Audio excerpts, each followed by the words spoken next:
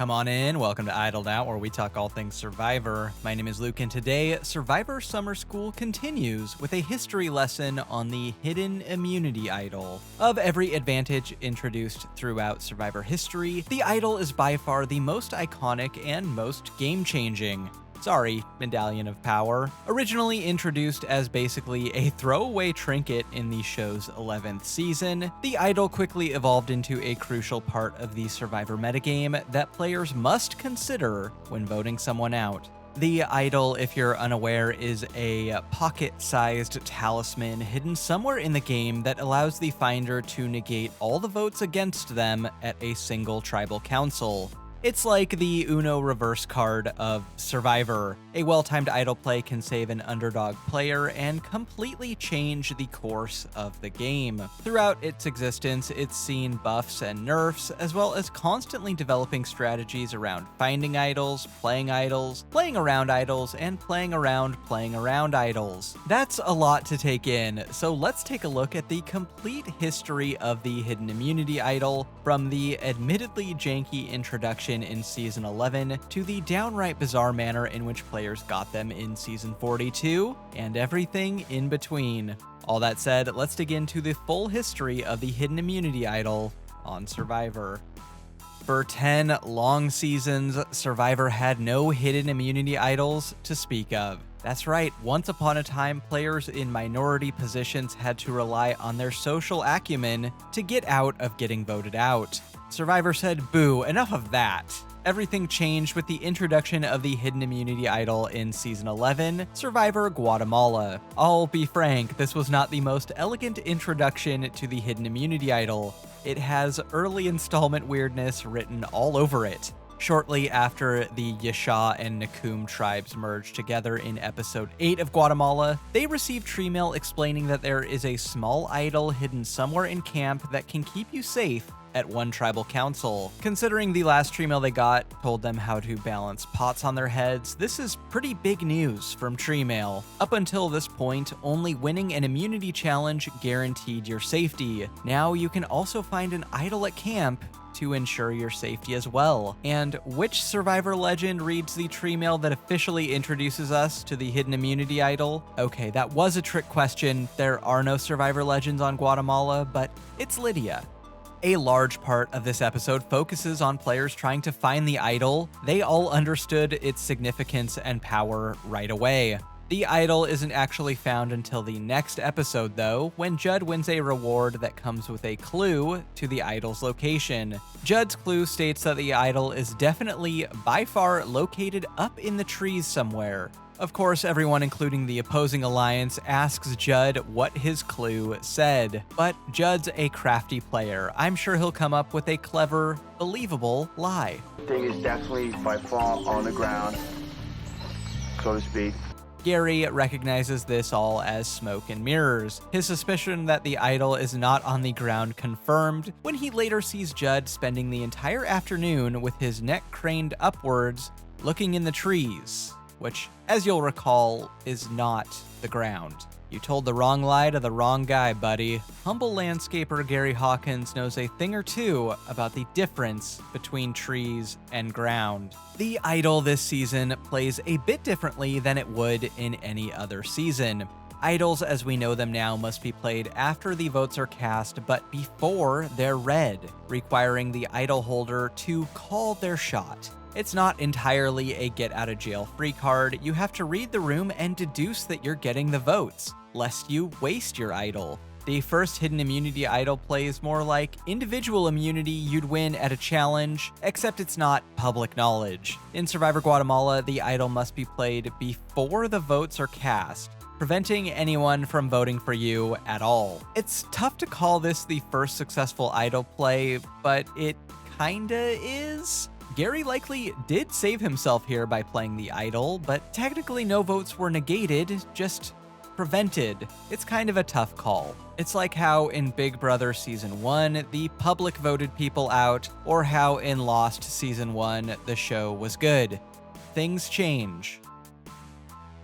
Following its very exciting introduction, the hidden immunity idol was here to stay. For the next 2 seasons, idols came with 2 significant changes. One, they're now hidden at a third location called Exile Island, a place where individuals are, well, exiled by their competition. And two, you now play idols after the votes are read, meaning you still don't have to call your shot on if you're getting votes when playing the idol. You can do it after you've basically been voted out. Longtime fans call this iteration of the idol the Super Idol, and it's easy to see why. It gives you a literal second life in the game and requires no skill to use properly. In these 2 seasons, Survivor Exile Island and Survivor Cook Islands, the idol holders Terry and Yule both made very deep runs by leveraging their superpowered idols. Now, to Terry and Yule's credit, they did have to spend time on Exile Island deciphering a series of cryptic clues to find the idol, but once you have it in hand, it's pretty smooth sailing. The Super Idol is so powerful that just the threat of its use completely changes the game. Both Terry and Yule entered the merge in a minority position, but holding idols. Now, Terry immunity'd his way all the way to Final Four, but at Final Four, he actually lost immunity, but didn't receive any votes and was considered de facto immune because of the idol. In Cook Islands, Jonathan Penner flopped around harder than Will Sims on a slide, trying to align himself with the idol holder. And at the merge, Yule showed him the idol and Penner just flipped right over, giving Yule's alliance a majority and propelling him all the way to the final 3. I'd be remiss if I didn't mention that the concept of splitting votes to eliminate the idol originated here in Season 13. This is a very common strategy used to this day to neutralize idols, where a majority alliance, believing someone in the minority alliance has an idol, puts some of their votes on a primary target and some of their votes on a secondary target, just in case an idol is played. This way, the majority ensures that one of their targets goes home, and one of them are not accidentally idled out in the process. You'd think on a season loaded with Survivor legends like Yule, Parvati, Ozzy, Penner, and Candace, sure, I'll throw her in there, that one of them would be the creator of the split vote technique. But no, it was Cowboy, and it came to him in a dream about American Express cards, and he called it Plan Voodoo. Now, unfortunately for Cowboy, he told his genuinely ingenious plan on how to flush the idol to the one guy who had the idol and was promptly voted out. But still, props to Cowboy, Plan Voodoo is still used to flush idols to this day. In Season 14, Survivor Fiji, we finally see the first iteration of the immunity idol as we know them now. Starting with Fiji, idols have to be played after the votes are cast and before they are read, meaning you now have to call your shot on whether you're getting a majority of votes or not. Starting this season, idols will generally be hidden at the tribe's camps, meaning there are now multiple idols in the game. And once an idol is played, it is re-hidden and circulated back into the game. If you thought finding an idol at Exile was tough, it's even tougher when it's at your camp. Not only do you risk getting caught searching for an idol by your competitors, but now basically the only way to find it is to collect a series of clues, which are now your consolation prize for visiting Exile Island. I mean, look, these idols are genuinely impossible to find. The ones in Fiji were literally just buried deep in the dirt in an unmarked spot near camp. You literally gotta dig deep. We see both our first modern idol play this season, a failed idol play by Alex, and our first modern successful idol play when Yao Man plays his idol at Final 6, negating 4 votes against him and sending Stacy out of the game. Speaking of Stacy, she's an important part of Survivor lore. Surprisingly, not only is she the first person eliminated by a hidden immunity idol, but she also created the strategy of voting for the person in an alliance least likely to have an idol. Good for her. If she hadn't, she'd be remembered only as the woman who got weirdly petty about Dreams not knowing how to use a French press.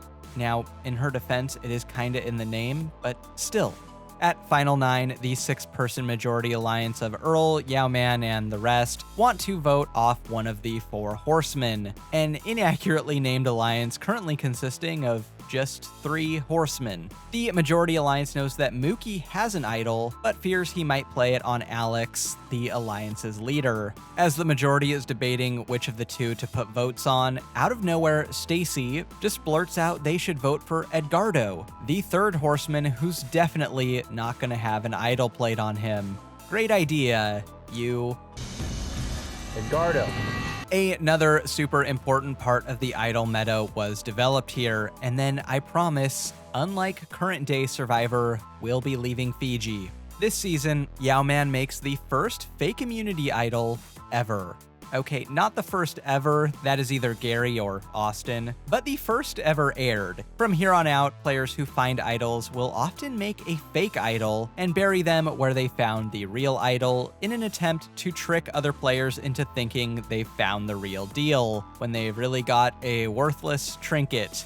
This strategy will have mixed success. Using the strategic groundwork laid in seasons 13 and especially 14, idol strategy would largely stay the same over the next 4 seasons, although there were a few fun incremental developments. In Survivor China, idols were for the first time hidden in plain sight as part of the set decoration. Also this season, for the first time, a player actually held in his possession both idols from both camps. In Survivor Gabon, Marcus invented the strategy of find the idol and throw it in the ocean and get voted out the next episode, which surprisingly did not catch on. By season 19 though, the meta was ready for a shakeup, and I know just the man to do it. What? No, not you. Him. Up until Survivor Samoa, players only ever found idols with clues pointing them in the right direction. And don't try to tell me Gary found an idol without a clue. I'm sorry, but Judd looking in trees all day is the biggest clue to an idol's location anyone's ever gotten in this game. Russell Hantz, for the first time ever, found idols without clues in season 19. Now, this came at a cost. Idols are hard to find, way harder than it looks on TV. Russell, across the next 2 seasons, spent a massive amount of time out in the woods hunting for idols, to the major detriment of his social game, which already wasn't great. Still, I really can't overstate how much of a game changer this was. I think if you didn't watch the seasons live or started watching the later seasons first, where everyone is always hunting for idols without clues, this won't seem that revolutionary. But in real time, it truly was. And the fact that he found an idol without a clue not once but twice in Samoa is wildly impressive. No ifs, ands, or buts about it. And look, it's hard for me to give Russell credit, okay? But we gotta give him this one. The Russell train continues in the next season, Survivor Heroes vs. Villains. Again, Russell finds and plays idols without the use of a clue, officially normalizing this as standard finding an idol strategy forever. Literally every person who plays this game from here on out will look for an idol without a clue at some point. We also get our first cross-tribal idol passing here when JT passes his idol across tribal lines to Russell, head of the merge. The Brains tribe, this is not. The heroes had previously voted out their smartest players beforehand, leaving JT in charge for some reason. A round before the merge, JT passes Russell an idol at a challenge, along with a handwritten note explaining how idols work, because he falsely believed that Russell was the last remaining target of an all-woman alliance that did not exist. And an episode later, JT becomes the first person idoled out by his own idol. For the next 10 seasons, idols and the idol meta largely stayed the same, although now idol clues are far less important and receive much less airtime because players are constantly searching for idols regardless of whether they have a clue or not. One could argue that Boston Rob literally threw the era of idol clues away right here. Survivor did shake things up here and there. We get a return of the super idol in Survivor Cagayan, for example, but largely throughout the 20s, it seems that Survivor's happy with where idols are at. As the show entered its 30th season, Survivor in the 30s was all about making changes to idols and seeing what sticks. In Survivor Cambodia, for the first time, idols are hidden at challenges, a super fun change that I wish they do more often. Survivor Korong reintroduced the Super Idol again, but with a twist where two players can combine their regular idols to create one Super Idol. Starting in Season 33, Survivor Millennials vs. Gen X, idols take on a jankier appearance, most likely to encourage the creation and play of fake idols, or possibly the props department all got laid off. Who knows? Season 34, Survivor Game Changers, prompted a few big changes to the game moving forward. For one, we're officially not casting Jeff Varner on this show anymore. And two, as a direct result of Ty and Troyzan finding idols super early and sitting on them until the end of the game, starting in Season 35, sometimes idols would have a timer of 1 to 3 tribal councils, forcing more frequent idol plays. And speaking of frequent idol plays, 24 seasons after the Hidden Immunity Idol's introduction, Ben, for the first time ever, negated a completely unanimous vote with an immunity idol. Due to the existence of time-sensitive idols and savvy players repeatedly finding idols without clues, 35 through 40 became an age of idol saturation. 9 idols in Season 35, 6 in Season 36, 7 in Season 37, 8 in Season 38, and 12 idols in Season 39. Yeah, this is getting to be a tad too much. Any way we can nullify this? In Survivor David vs. Goliath, we officially enter the era of the idol nerf. All good institutions require checks and balances, and the idols clearly grown too powerful in the late 30s. Hope you really want that idol, because now they're hidden at least 50 feet in the air on a sheer cliff face requiring major risk to life and limb to get. Also, Survivor introduces the Idol Nullifier this season. Similar to the Immunity Idol, the Idol Nullifier is an advantage that can be found that requires the finder to call their shot at Tribal Council. You play the Idol Nullifier when voting, writing down the name of the person whose idol you'd like to nullify. Considering idols are usually used by plucky underdogs against a majority alliance, I think this is a pretty bad idea for an advantage, but it actually somehow works out well in its debut season when the underdog alliance of Nick, Davey, Christian, Gabby, and Carl split their votes from the bottom and nullify Dan's idol.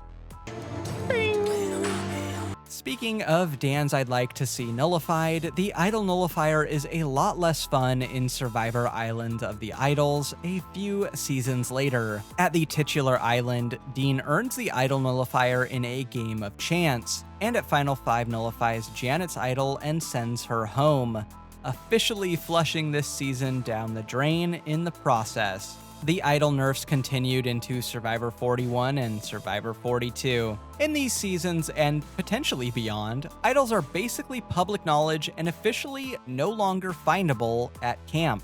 Now marked with a big ol' beware warning, if you open an idol clue, you not only lose your vote, but you have to say a goofy phrase at challenges, only getting your idol and your vote back after all 3 tribes say their particular silly phrase at the same challenge. That means that for people who found beware advantages early, they were repeating the same phrase over and over and over again. I truly believe that butterflies are just dead relatives saying hi. What's wrong with this kid? These idol phrases were generally well received by fans, although some resented the sillier, funnier tone this gave the show. Yeah, I want my Survivor super serious, like the early days. Survivor 41 and 42 also introduced the Knowledge is Power advantage, a direct counter to idols, which allows a player to basically steal someone's idol at Tribal Council just by asking them if they have an idol. It has yet to be played correctly, somehow. So there we have it, the entire history of the Hidden Immunity Idol in Survivor, from its humble beginnings in Survivor's most forgotten season to the present day. Through buffs and nerfs, silly sayings and split votes, clever fakes and clue-free finds, idols are a crucial part of the game of Survivor, producing some of its biggest moments, for better or worse. I think the changes to idols in 41 and 42 are a good sign that Survivor's not going to rest on its creative laurels and is always looking to push the idol metagame forward in fun ways. You know, it kind of makes me think that there is such grace in the game of Survivor, it makes me want to cry. Got nothing else for ya. Don't sit idly by. Like and subscribe, and I'll get you more Survivor content just like this. Until next time, don't get idled out.